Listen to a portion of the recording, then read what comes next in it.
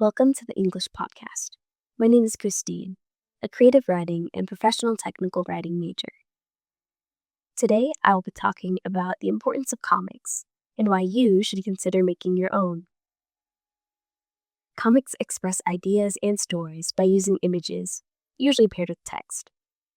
If you've read a comic strip, you've seen what's typical for the medium. There's often the use of additional visuals like speech bubbles, in a sequence of multiple images split apart with white space. With such a loose definition, there are so many different ways to approach creating a comic, and the medium is adaptable enough to adjust to any audience. They can be as short as a single panel, beginning and finishing a story in one fell swoop. These are aptly called single-panel comics. Many political cartoons are a good example of single-panel comics. They have a singular image with enough action or text to get their message across. A benefit of these comics is that they're easy to convert into flyers or insert into newspapers or magazines, places where people who may not usually seek out comics can find them. Comics can also be hundreds of pages long with an overarching plot.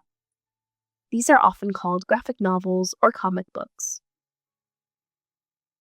The genre is broad, leaving space for more intense and serious works like Mouse by Art Spiegelman and Fun Home by Alison Bechdel, along with coming-of-age stories aimed at kids like Smile or Drama by Raina Telgemeier. Comics make stories easier to follow, and the visuals aid their emotional impact. Scenes that the reader may not understand from the text alone can be visually shown for clarity. Tension can be easily stretched out with multiple silent panels lacking text, or by a change in color scheme. Even the tone of a character's speech can be shown by playing around with the placement, font, size, or color of the text. A picture is worth 1,000 words. The imagery in comics can amplify or defy what is being stated by its text. One of the biggest perceived barriers to getting into making comics is the drawing aspect. People think they're not good enough artists, that they can't draw, and therefore couldn't possibly make a comic. However, the impact and value of a comic don't necessarily lie in the quality of the art. The content of a piece, the relatability, emotion, or information provided is valuable and will connect with people regardless.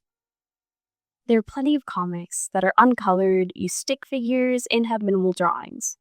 Chris Hallbeck and Ellie Brosh are a couple of artists who come to mind. If you really don't like the prospect of drawing, look into photo comics. As the name entails, photo comics take photographs and use those for the images in the panel instead of drawings.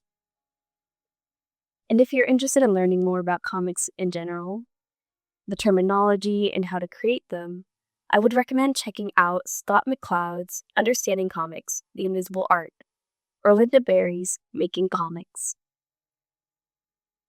The ideas in your mind and your unique experiences have the potential to urge change, create community, and make someone's day slightly better.